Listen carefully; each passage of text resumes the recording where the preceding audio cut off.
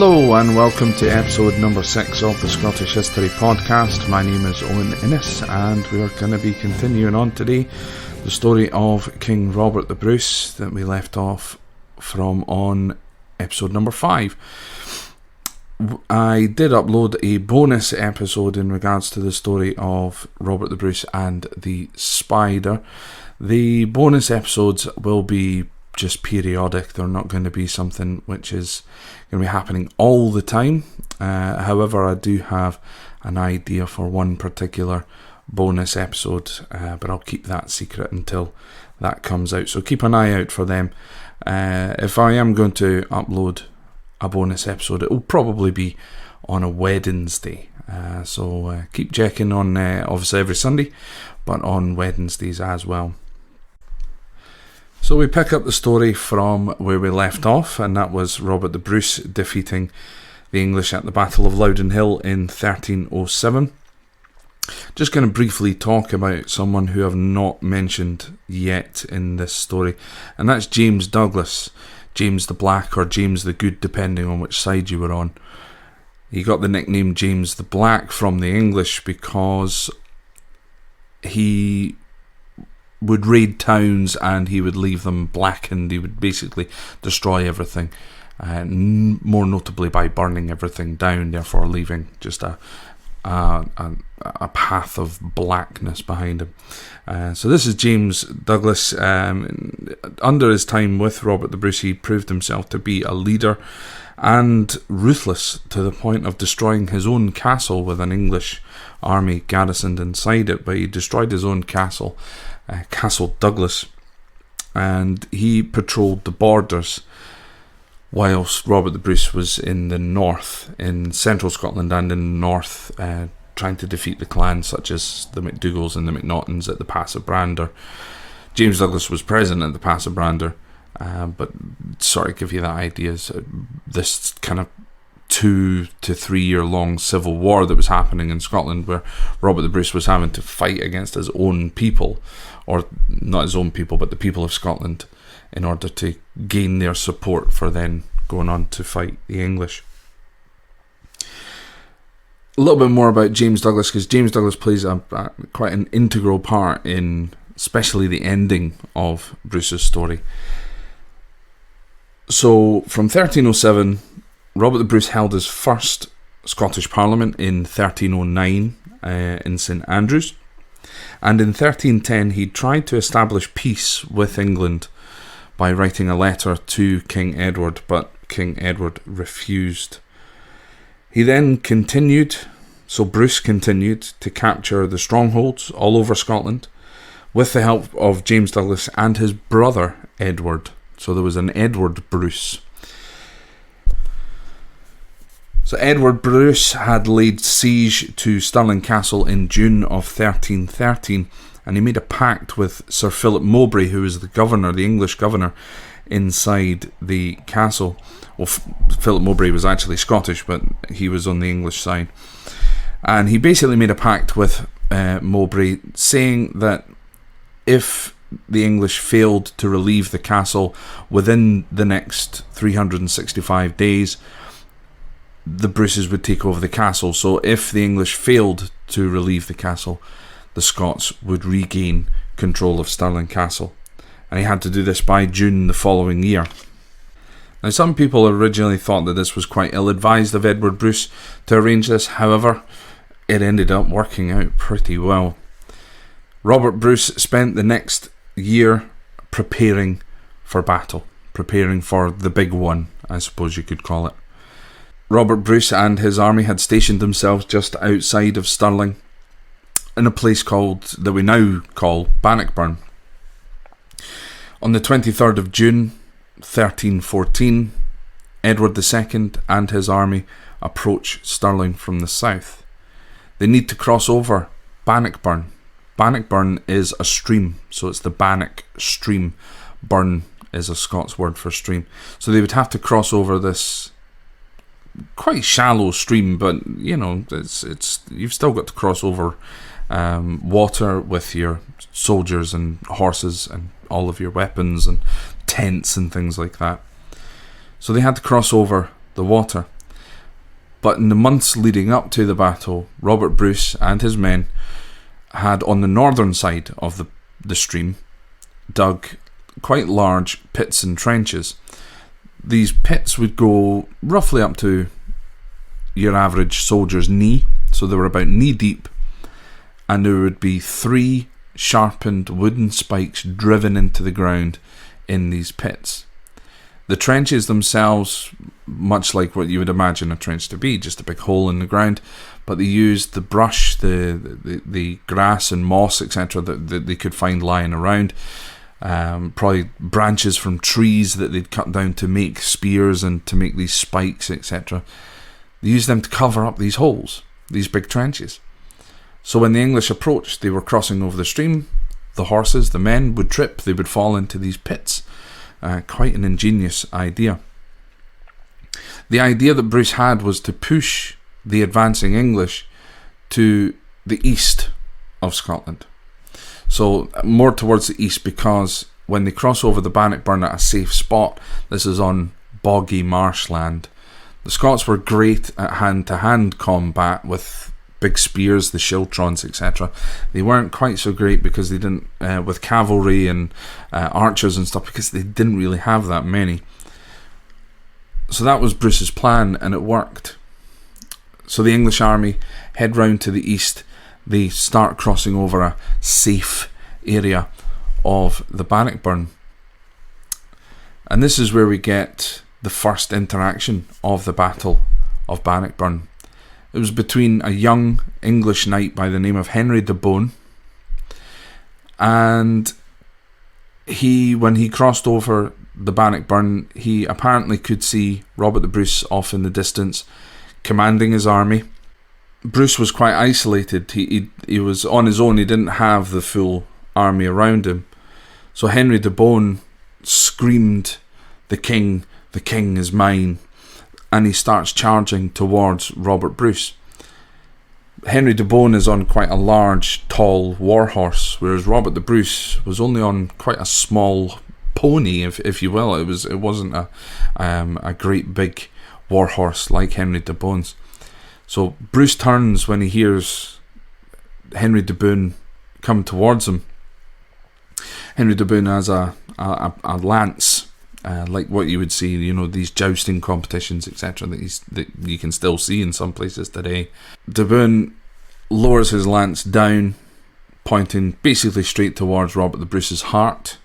And just before Henry de Bohun gets to Bruce kicks his horse in the side, which makes the horse sidestep, the lance just missing Robert the Bruce by inches.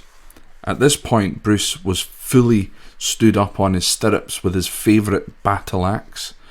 He favoured an axe over a sword, so he has his favourite battle axe in his hand, and in the same motion of kicking the horse, de Bohun racing past him, Bruce is fully stood up on his stirrups, and with as much might as he possibly could, brings that axe crashing down in the centre of Henry de Bohun's helmet. Now, some reports say that was it. However, there is a great account of this written by the author David R. Ross in the book James Douglas. So it's James the Good or James the Black Douglas. It's a fantastic book, and Bannockburn is very well covered within this particular book. But David R. Ross basically states that Bruce's axe went through Henry de Bohun's helmet, through his skull, down through his jaw, and into the upper part of his torso. Quite gruesome, but as a Scot reading that, it brings out a little bit of patriotism, brings out a patriotic feeling inside to imagine Bruce doing so. But at the end of the day, this single-hand combat, as it was referred to, this challenge from Henry de Bohun towards Robert the Bruce was victorious. Now you can imagine what that would have done for the army that he was about to command into battle at Bannockburn. The English once again outnumbered the Scots, and again reportedly by up to almost 4-1. Numbers are sketchy at best. When doing research for it, the death toll, for example, on the Scots side could have been anywhere between 400 and 4,000. So I'm not really going to give out very many numbers on this, but apparently the Scots army were outnumbered by roughly about just less than 4 men to every 1 Scot. So the Battle of Bannockburn begins on the 23rd of June 1314. It's quite a historic battle in the terms of it lasted for 2 days. Not very many battles up until that point, certainly in medieval times, lasted that long. Most battles took place over the course of just a few hours, in some cases even minutes. But Bruce had arranged his army into 3 schiltrons, most of his foot soldiers anyway, into 3 schiltrons. Himself was commander of 1. His brother Edward Bruce, he was in charge of another, and his nephew Thomas Randolph was the commander of the 3rd one. So as the English tried to advance on the 23rd, they could not break down these schiltrons, and as night started to come in, the English withdrew and camped up for the night. So during the night, at some point in the late night on the 23rd or very early morning on the 24th, we have Sir Alexander Seton defecting from the English side to Bruce. Now, Alexander Seton was a Scot who originally supported Edward II and Edward I before him. However, on this night, he saw the state that the English army was in. There was a lot of infighting apparently on the night from the 23rd leading into the 24th between the English soldiers and some Welsh archers, and apparently about 30 men or so killed within their own ranks. They started actually killing each other because the morale was just so low, and they just I don't think very many of them wanted to be there, to be honest, especially after seeing Henry de Bohun slaughtered in such a way. So Alexander Seton, during the course of the night, defects back to the Scots by basically telling Robert the Bruce, if you attack in the morning, you will win. It's as simple as that. You will defeat them. If you attack first thing in the morning, be ready. You will win this battle. So on that second morning, you can imagine the feeling in the Scots ranks. They are well up for it. So they get into their schiltron formations and they start marching forward. That's a major difference between Bruce's schiltrons and William Wallace's schiltrons. It was the fact that these ones now moved. Wallace's schiltrons were static. They just stayed in place. You drove your stakes into the ground and you held them in place. Where Bruce's schiltrons, the front row, for example, you would have your spear, you'd be able to move, and when you needed to, you'd be able to put your foot on one end of the spike, put your knee behind the other, and hold onto that stake and to basically stop it from moving, drive it ever so slightly into the ground, and then you would have another 2 layers behind you of spearmen as well. There's some great documentaries that will show you exactly how these schiltrons worked. But Robert the Bruce's schiltrons, they actually were mobile. They could move around with whichever direction their attacker was going to come from. So they get into their formations and they start marching forward for the main battle, the morning of the 24th of June 1314. They start marching forward, and just when they get to roughly where the front line was going to be, every single Scottish soldier got down on their knees and they prayed. Edward II, who had now awoken and was starting to get his army ready for the battle, looked out and saw the Scots soldiers kneeling down and praying. Edward II was heard shouting across the battlefield, "Mercy, mercy, the Scots, they pray for mercy." To which his commander, standing next to him, responded, "They pray for mercy, yes, sire, but from God, not from you. These men will conquer or die." And when the battle commenced, these Scottish schiltrons, this new Bruce system of the schiltron, was pivotal to defeating the English army. They just could not break through. The archers, when they tried to fire their shots, there was the Scots cavalry attacked them from the rear. The archers then were sent scattering around all over the place, and that was a big thing because the Battle of Falkirk was lost due to the longbowmen, the archermen of Edward I. Bruce knew this. He knew that he had to eliminate the English archers as quickly as he possibly could, and that's exactly what they did. They got rid of the archers first, and then the rest of it, the Schiltrons, just held incredibly strong, and the Scots started winning. They started gaining some momentum. And once it was clear to the English that they had actually lost the battle, Edward, along with near enough all of his knights, etc., they fled to Dunbar, and then Edward took a ship from Dunbar down to the town of Berwick upon Tweed. At the end of the Battle of Bannockburn, there were over 11,000 English dead. The likelihood is that the Scots army wasn't even 11,000 strong, so the Scots killed more Englishmen than were actually in their army. And with such a momentous victory after the battle, this allowed the Scots to regularly raid northern England, and Edward Bruce invaded Ireland a little bit later. When he invaded Ireland, he became the High King of Ireland, and the main reason for taking Ireland was that Edward I and Edward II regularly used Ireland to send troops across to then be able to attack Scotland from the west coast. So by taking over Ireland, they could not base their soldiers there, and this was the last time. As soon as Edward Bruce invaded Ireland, took it over, this ceased to be a thing. And Edward Bruce himself was defeated and killed in Ireland in 1318 at the Battle of Dundalk. Now, from here we're kind of going to be jumping around a little bit in time. We're jumping ahead quite a few years in time, just basically to try and keep the podcast to a reasonable length. So we're going to jump straight to 1320, the Declaration of Arbroath, possibly the most important document to ever be signed in Scotland. Incredibly powerful document. There are some brilliant lines in it, so just some brilliant statements made in that particular document.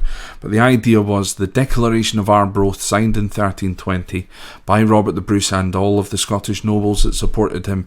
This document was signed to basically declare Scotland's independence from England. This was sent across to the Pope in Rome. The problem is that the Pope refused to accept this document, and that was because the Pope, although the Scottish Church had given Bruce absolution from killing John Comyn in the church, that excommunication of Bruce remained in place. So again, just jumping forward a few more years, 1328, so another 8 years later, we have the signing of the Treaty of Northampton and Edinburgh. This was the document signed by both Edward, well, actually now it's Edward III. Edward II had abdicated a few years earlier.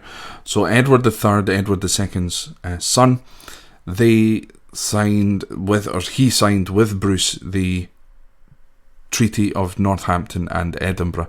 And this was where Edward III was basically saying England no longer has any interest in Scotland's affairs, and Scotland is now an independent country. So this document again was sent to the Pope in Rome. It was then declared that Scotland was its own independent state, and now Scotland was free. Bruce's excommunication, along with Scotland's excommunication, if you remember, Scotland, the entire country was excommunicated as well, not just Bruce. Both of these excommunications were lifted, and things could now move on. So by this point in 1328, Robert the Bruce is very ill. Of what we do not know. You will read books, you will read internet stories, you will read everything that basically says Bruce had leprosy.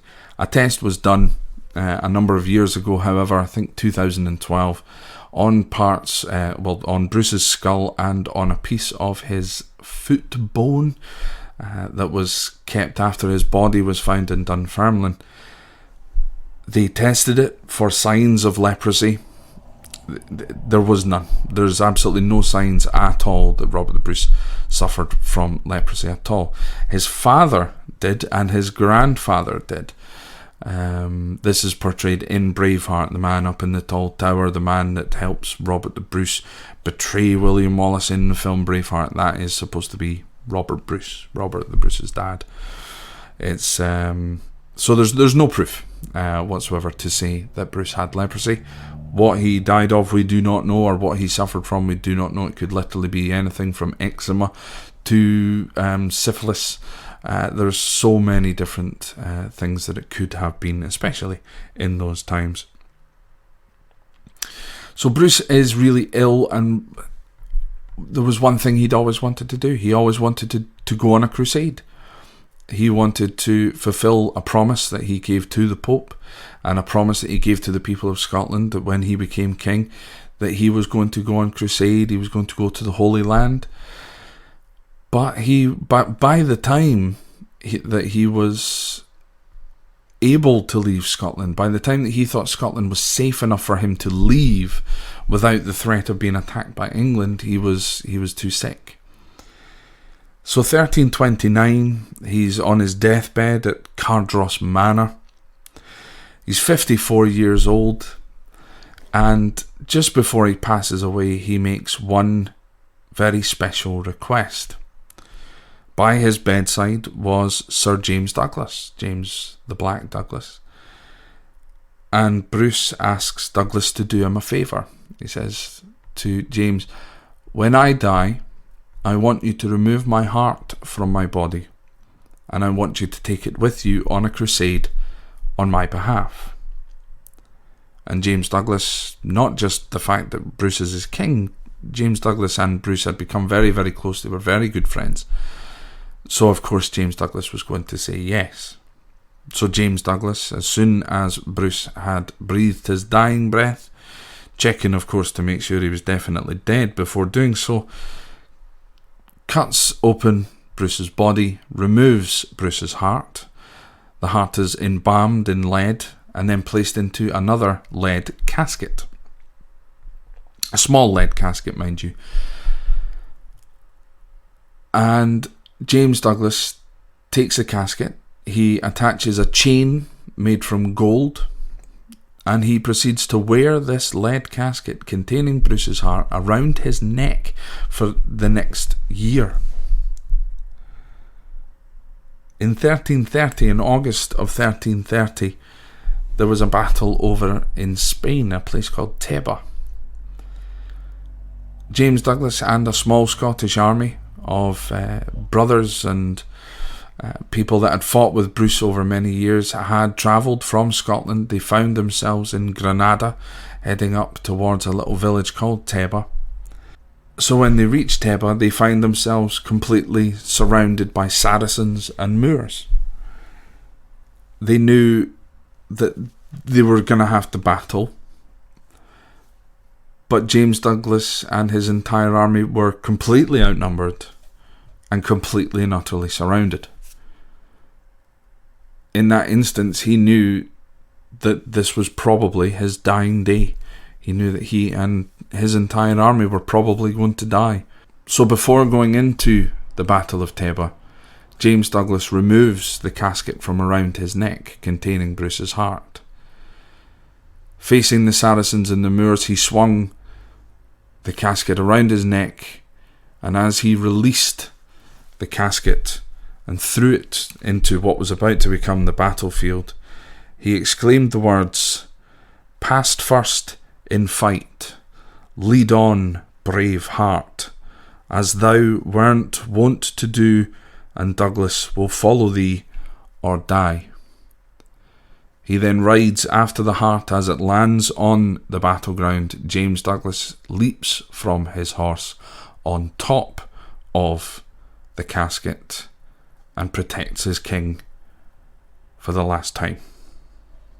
So I think that's going to wrap it up for this episode number 6 of the Scottish History Podcast. Once again, I'm absolutely thrilled by the support that I've been receiving. I want to start to encourage people to ask questions. You know, we're coming towards the end of the Scottish Wars of Independence stories, so please send in requests. Please send me any questions in which you have that you would like me to talk about, things that we can, you know, maybe try and talk about as, you know, together with the, you know, I want your input as much as possible on this endeavour that I'm trying to get out there. The podcast is now available on Spotify. We've got the website, so Libsyn. So it's scotthistorypod.libsyn, Libsyn. So scotthistorypod.libsyn.com. Again, we've got the Spotify. We're now thankfully available on Apple Podcasts as well, or iTunes, whatever you call it. There's tons of places. I'm going to try and link as many of these places together on the Facebook page. So again, please head over to the Facebook page, the Scottish History Podcast. Search for us on Google. You know, send me an email, scotthistorypod@gmail.com. I want to hear your input, folks. I've had some lovely emails already, and some nice messages from people that I know, and from a few people that I've never met before in my life. That's the audience. I want to, you know, reach out to the people that I know, but also I want this to go as far as possible. So keep sharing. If you get an option to rate the podcast on Apple Podcasts, for example, please rate it. You can leave a review on the Facebook page, etc. Please leave some feedback. Keep sharing it with your friends. I've taken up too much of your time now already. So once again, thank you very much, and I will speak to you in the next episode.